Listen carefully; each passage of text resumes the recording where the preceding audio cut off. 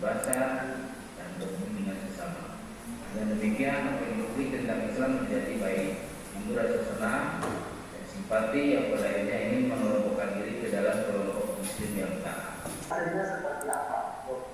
Sebagai solusi problematika ini ya, itu seperti apa sih persentase? Banyak kan ini pada itu yang hanya lisan makhluk, hanya ngomong doang, biasa juga disampaikan oleh makalah. Pertanyaannya, persentase antara lisan lokal dengan lisan makhluk itu berapa persen?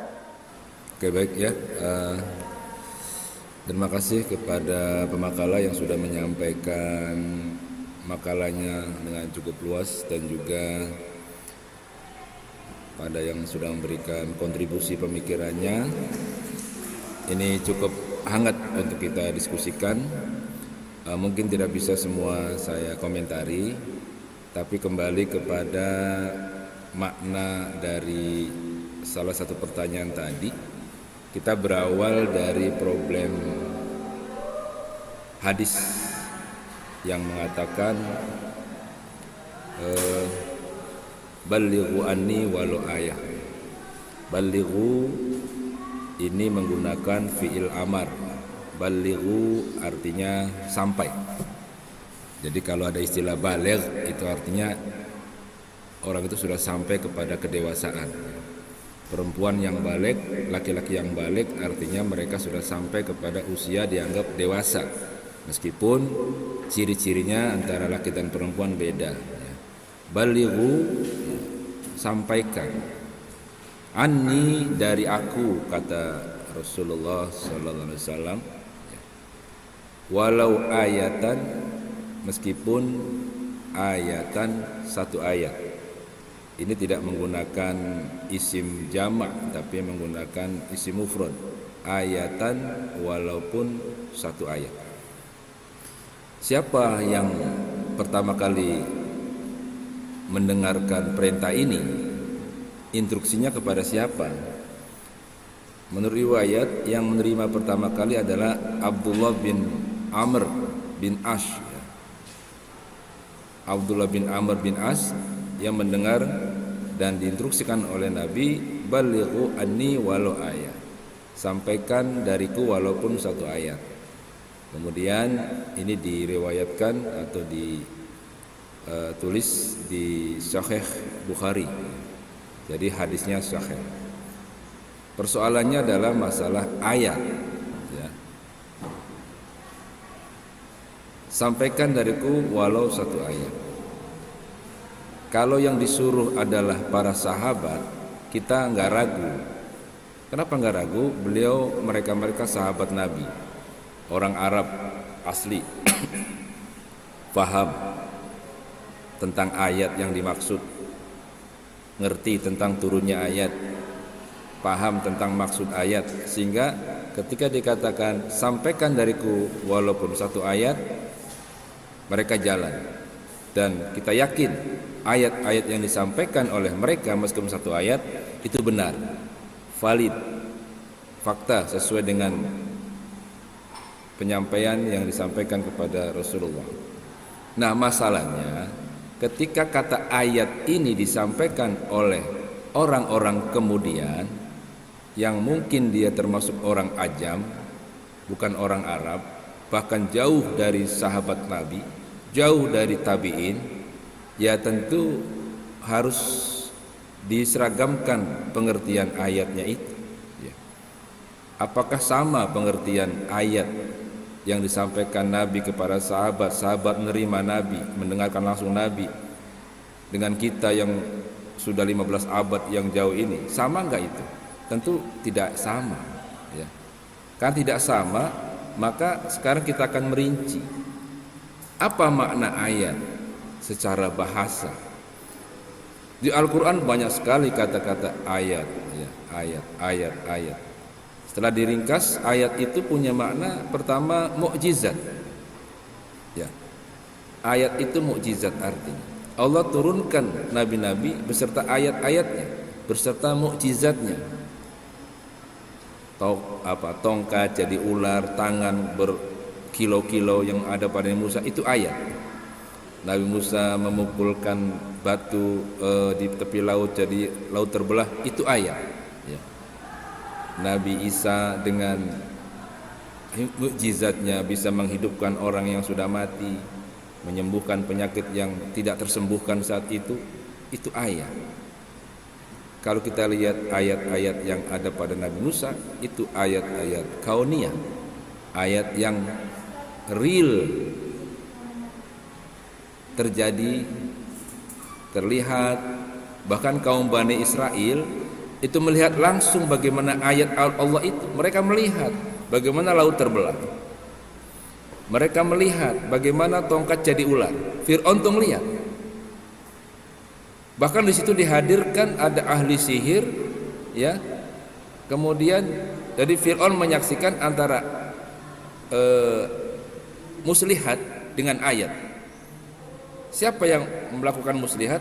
Itu tukang sihir, tuh ya. Tukang sihir melemparkan tali-tali kecil, lalu disihirlah mata orang-orang yang melihat, seolah-olah tali-tali kecil itu seperti ular. Jadi bukan talinya yang berubah jadi ular, tetapi pandangan matanya disihir sehingga melihat tali-tali seolah-olah menjadi ular. Itu namanya muslihat.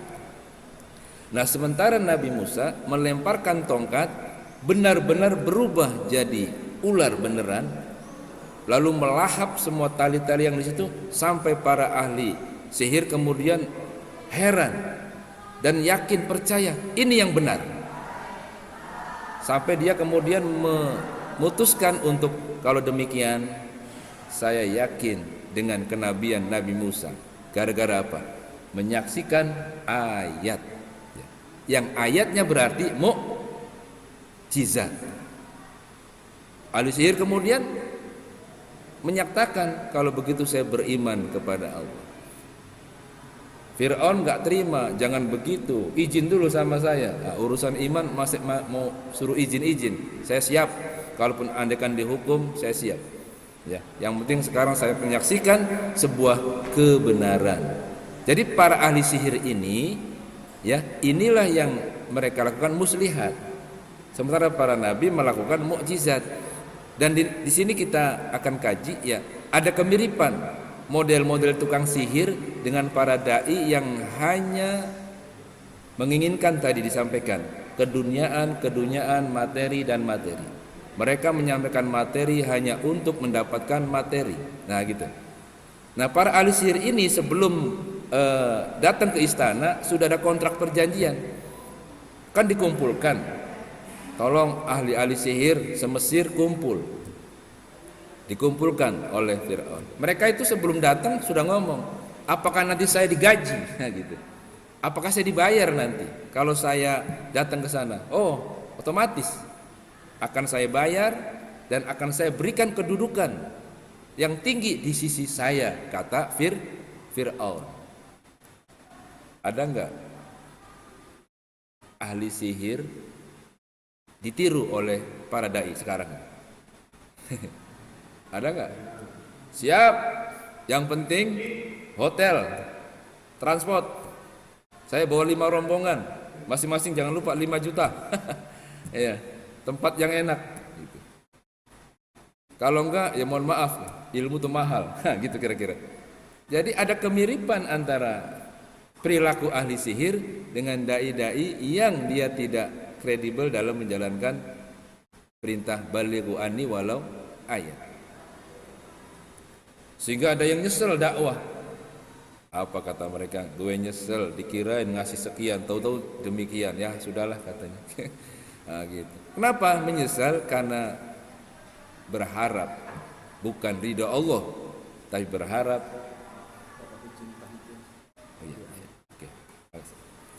berharap baik posisi maupun presisi. Oke, kita lanjut.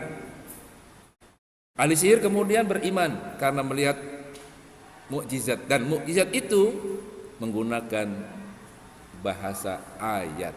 Oke, kita lanjut. Makna ayat yang kedua adalah tanda atau alamat. Ya, tanda atau alamat. Di Quran banyak. Ya. Kemudian ayat punya makna pelajaran atau peringatan.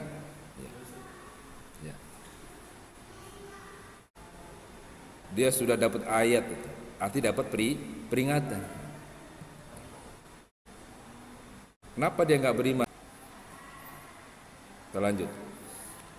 Kemudian ayat punya arti sesuatu yang menakjubkan. Tidak disebut ayat kalau tidak menakjubkan. Seperti para jin-jin itu mendengarkan Quran sebagai ayat, dia takjub. Ya. Inna sami'na Qur'anan ajaba. Kata para jin, kami dengar ayat-ayat yang menakjubkan. Jin aja kagum sama ayat. Manusia kagum sama jin. Wah, ketinggalan itu. Jin kagum sama ayat. Ada manusia kagum sama jin. Gak usah dikagumi. Derajat manusia lebih tinggi. Ada orang bisa bisa punya ilmu Spiderman, merangkak di tembok, ilmu cicak. Kagum kita, manusia kagum kepada mereka. Nggak usah kagum, hebatan cicak. Ya, cicak dikejar-kejar bisa lari, bisa ngumpet. Manusia yang begitu gampang dipatahkan. Jadi tetap manusia itu lebih tinggi derajatnya. Kenapa? Karena ada ilmu. Nah itu. Adam diangkat jadi khalifah karena ilmu dan sudah ada uji tesnya itu di depan para malaikat. Malaikat nggak bisa jawab, Adam bisa. Kenapa? Ada ilmu. Oke, kita lanjut. Kemudian ayat punya makna kumpulan atau kelompok. Sekelompok, sekumpulan. Kemudian ayat punya makna bukti. Buktinya mana? Ayatnya mana? Itulah makna ayat secara bahasa. Kemudian setelah kita tahu makna ayat secara bahasa, apa yang dimaksud ayat secara istilah? Ya, ayat secara istilah ya semua ciptaan Allah ini adalah ayat. Al-Quran ayat yang tersurat, yang terjadi ayat yang tercipta. Ketika disuruh sampaikan dariku satu ayat, ayat yang mana yang disampaikan? Ya tentu ayat-ayat yang sudah Allah turunkan, yaitu Al-Quran gitu. Paling enggak itu. Nah ketika ayat yang disampaikan dalam arti teks huruf Arab atau lafaz-lafaz Al-Quran, enggak boleh menyampaikan ayat-ayat Al-Quran yang berbahasa Arab dengan bahasa lain. Kalau teksnya nggak boleh disampaikan dengan bahasa lain, maka di sini diperlukan namanya ilmu tentang membaca Al-Quran. Al-Quran itu mutawatir, diturunkan oleh Allah kepada Nabi melalui malaikat Jibril sebagai mukjizat, ya, kemudian dibacanya menjadi ibadah. Kalau ayat itu murni ayat yang berbahasa Arab, kita mau menyampaikan surat Al-Fatihah, kita nggak hafal surat Al-Fatihah, ya batal penyampaian kita. Harus bisa dulu Fatihahnya. Itu kalau menyampaikan ayat dalam pengertian lafaz Al-Quran. Ya orang nggak bisa bahasa Arab, nggak ngerti Quran, ngaji nggak pernah, lalu menyampaikan ayat ini Quran kata. Ya kalau ini Quran, bunyikan ayatnya seperti apa? Lafadznya benar enggak? Alhamdulillahirabbil alamin. Benar enggak baca itu? Kalau benar baru dakwahkan itu ayat. Tapi kalau belum benar, ya dakwahkan maknanya lah kira-kira. Dakwahkan maknanya saja. Ya, jangan mendakwahkan lafadznya. Kenapa? Kacau nanti. Ya. Nanti ilmu berkembang tanpa ilmu. Akhirnya apa? Pembodohan. Makanya nggak boleh meriwayatkan Al-Quran tanpa teks Arabnya. Boleh dicetak Al-Quran dalam bahasa apapun, tapi sertakan huruf Arabnya. Kalau tidak dinamakan Al-Quran. Kenapa? Nanti sama dengan kitab-kitab sebelumnya yang bercampur antara ucapan nabinya dengan ucapan Allah.